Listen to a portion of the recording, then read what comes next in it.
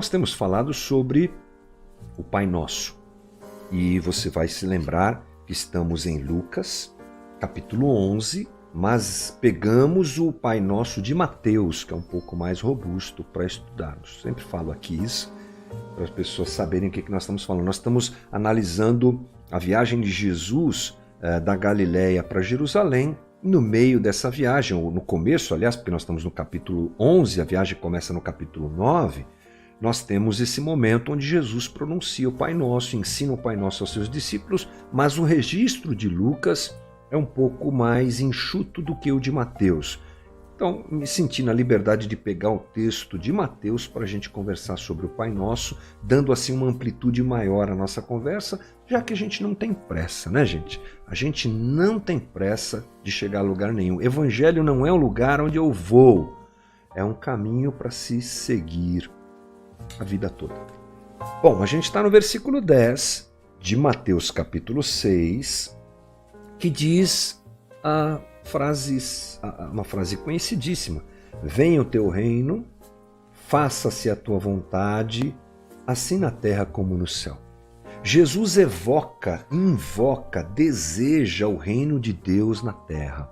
Bacana já a gente abrir essa conversa percebendo que Jesus não diz assim: Pai, leva a gente embora desse mundo tão cruel e tão difícil.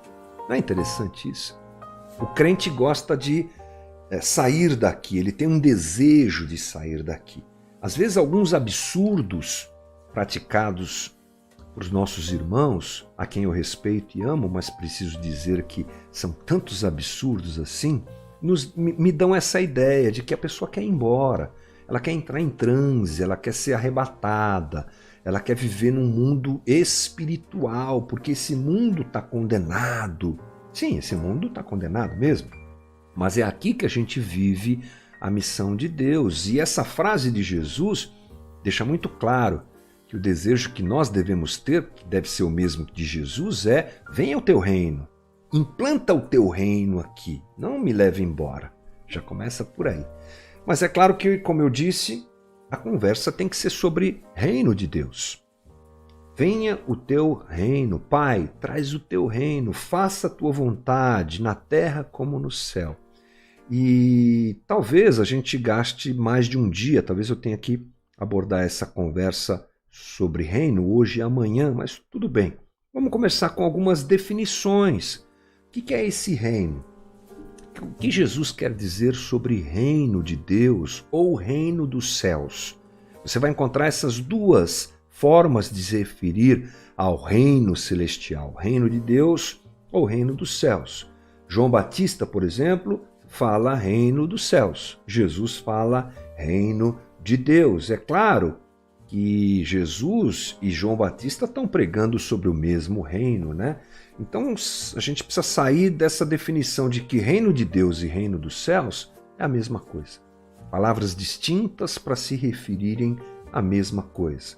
Por que nós temos esses dois termos? Vamos começar pensando também nisso. Por que reino de Deus e por que reino dos céus? Bem, Mateus escreve o seu livro para judeus. Cada evangelho é escrito com um público definido.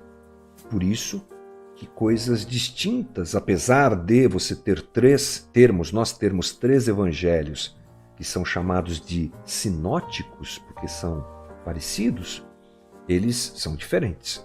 Eles têm focos diferentes. Isso acontece pela personalidade de quem escreveu, porque a inspiração do Espírito Santo não tirou dos homens que escreveram a sua personalidade. Não foi tipo, fecha o olho, escreve, e não é ele que está escrevendo. Não, a personalidade dos homens está ali. Então, você tem Lucas, que é médico. Lucas dá uma maior importância aos detalhes das curas feitas por Jesus. Por quê? Porque ele é médico.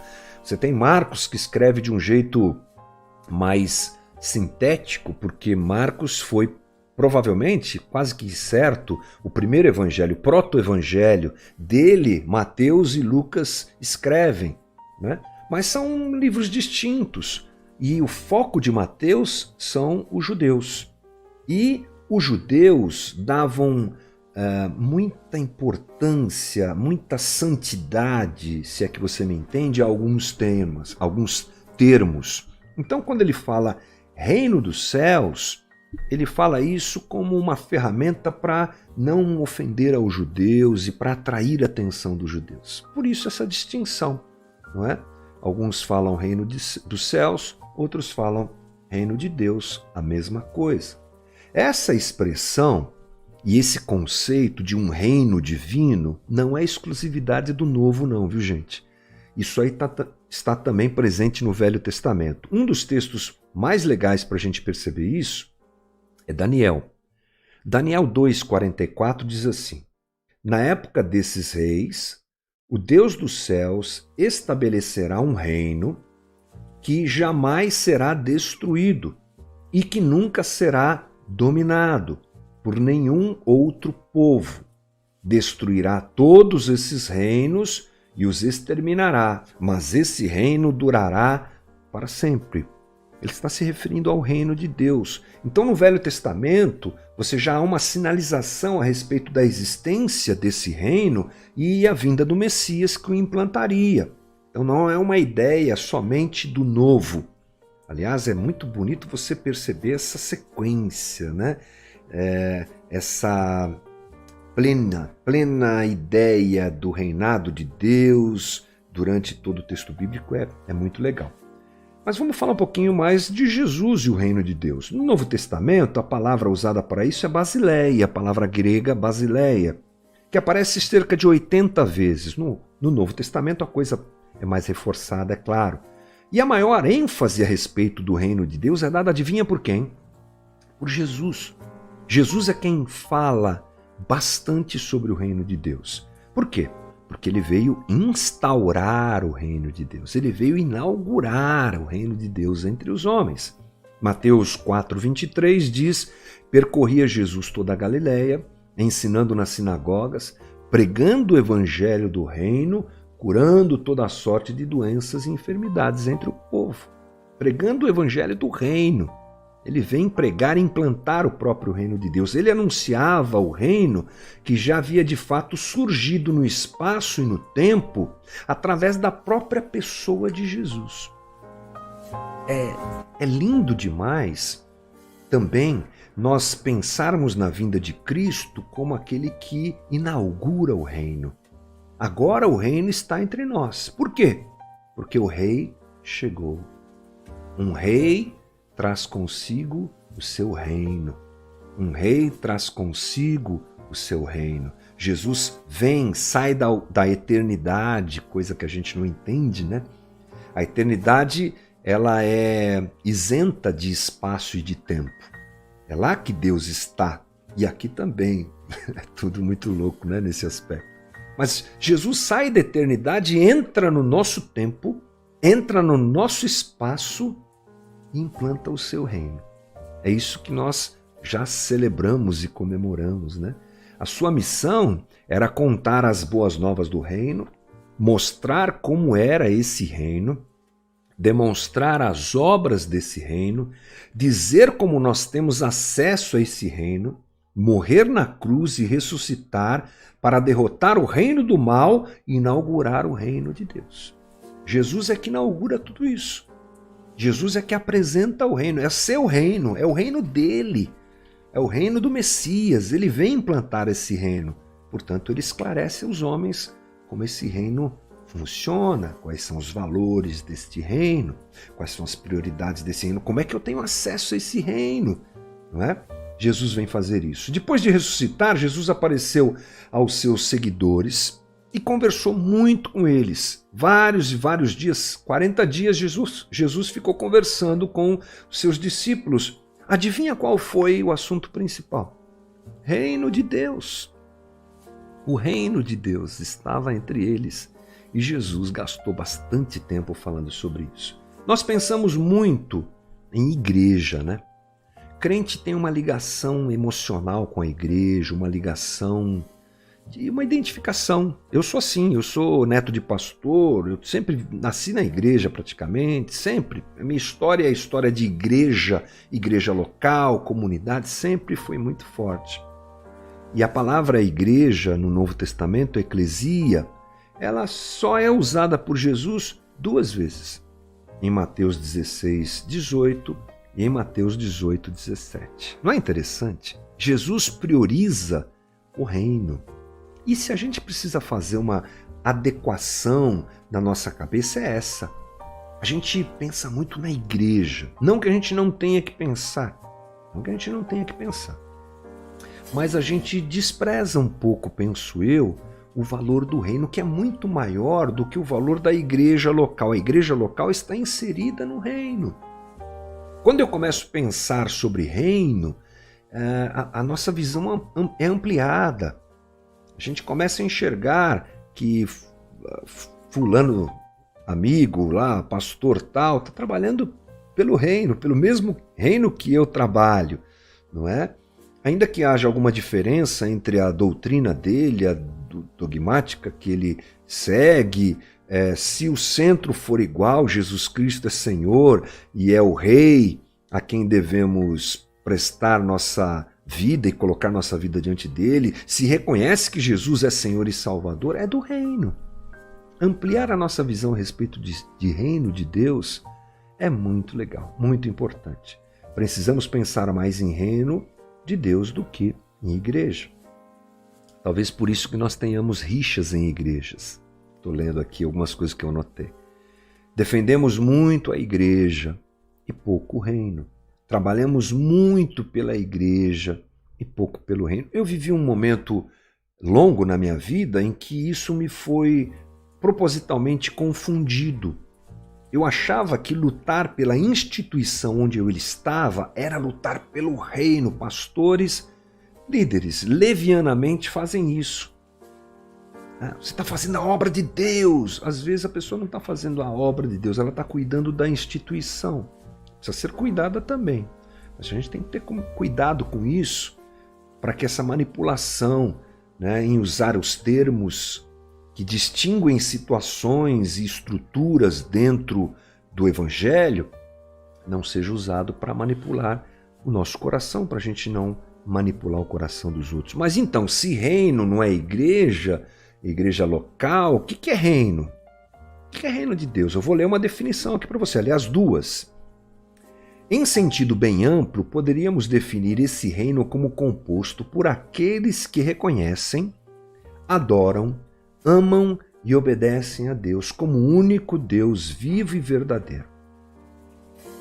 Portanto, esse reino pode ser concebido como existente no céu ou, então, no coração dos homens regenerados. Os remidos, pois, comporiam o reino de Deus. A igreja seria a coletividade formada por esses remidos nos céus e na terra. Jesus nasceu para ser rei e de muitas maneiras onde ele consegue impor-se como tal, aí está o reino de Deus. Champlin fala isso. Agora o Howard Snyder, do livro que eu apresentei aqui, diz que o reino de Deus é o domínio ou reinado de Deus e não basicamente um lugar ou uma área de atuação. Percebe como o reino de Deus é uma coisa ampla? Eu faço parte do reino de Deus, brasileiro que sou. Estou agora na zona norte de São Paulo e sou tão participante do reino de Deus, porque eu o reconheço como rei. Eu reconheço o reinado de Jesus. Por isso eu sou participante do seu reino. Ele é meu Senhor. Ele é meu rei. E você, onde você está? Nossa querida irmã lá na Turquia reconhece Jesus como rei?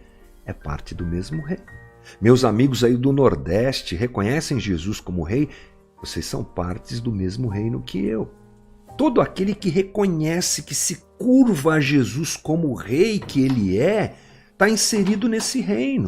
Veja a amplitude disso. Aonde? Em qualquer lugar, em qualquer tempo, em qualquer momento, na história da humanidade, que alguém reconheça o reinado de Jesus, está inserido no seu reino. E olha como Jesus diz que isso confirma isso. O próprio Jesus confirma isso. Vou ler para você um texto que você não pode deixar de lembrar quando o assunto for reino de Deus. Lucas 17, 20. Certa vez, tendo sido interrogado pelos fariseus sobre quando viria o reino de Deus, Jesus respondeu: o reino de Deus não vem de modo visível, o reino de Deus não vem de modo visível, nem se dirá, aqui está ele, ou lá está, porque o reino de Deus está entre vocês. A gente não pode dizer, onde está o reino de Deus? Ah, está na igreja tal. Por quê? Porque ela é mundial do reino de Deus, internacional do reino de Deus, intergaláctica do reino de Deus. Então o reino de Deus está lá. O reino de Deus também pode estar lá. O reino de Deus está onde as pessoas reconhecem que Jesus é rei. E Jesus disse, esse reino já está entre vocês. Essa tradução no grego aqui pode ser percebida como dentro de vocês. Bacana, né? Entre vocês, dentro de vocês. O reino de Deus está dentro de quem reconhece Jesus como rei. Por isso que a gente não pode dizer que o reino de Deus é visível. Por isso que nós não baseamos o reino de Deus numa estrutura material. Por isso que ele não é baseado no governo humano. Por isso que ele não é geograficamente presente. O reino de Deus está em nós, está nos súditos, nos que reconhecem Jesus como rei. Onde Jesus reina, ali está o reino de Deus. O reino de Deus está presente quando ele está presente. O reino de Deus se apresenta quando os seus valores se apresentam. O reino de Deus é pleno quando Jesus é Senhor. E onde isso pode acontecer, gente? Em qualquer lugar. Vamos supor que você seja o único cristão da tua família, o único que reconhece que Jesus é rei. Dentro da tua casa, você como súdito de Jesus Cristo, apresenta o reino dele ali dentro, daquele ambiente, daquelas relações. Lá no teu trabalho, aqueles caras malucos que não respeitam o evangelho de jeito nenhum, você é o único que está lá, você leva em si o reino de Deus.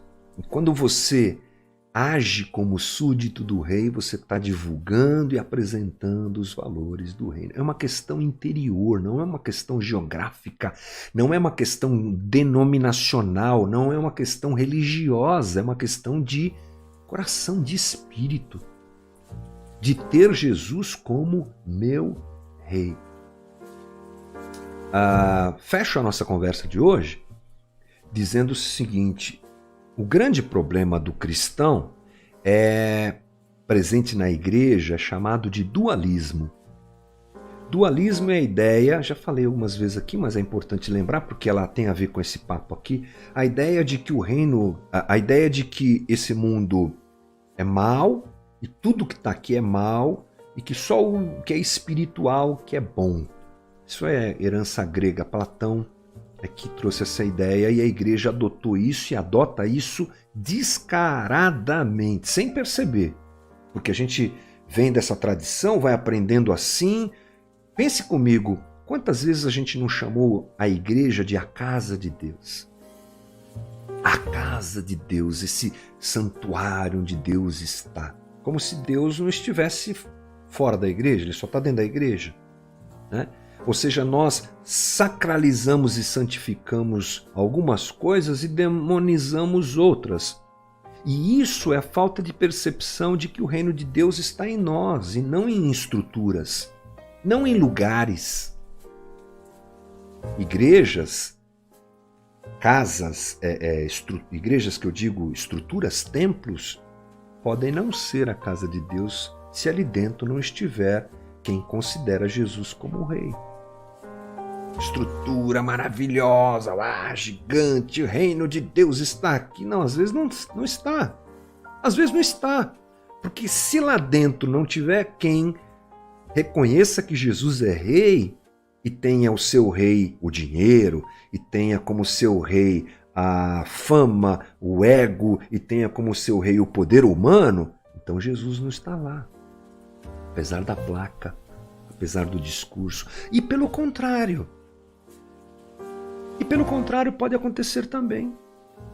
Pode acontecer do reino de Deus estar numa empresa que tecnicamente não faz nada pelo reino, uma metalúrgica, uma obra de construção de um edifício.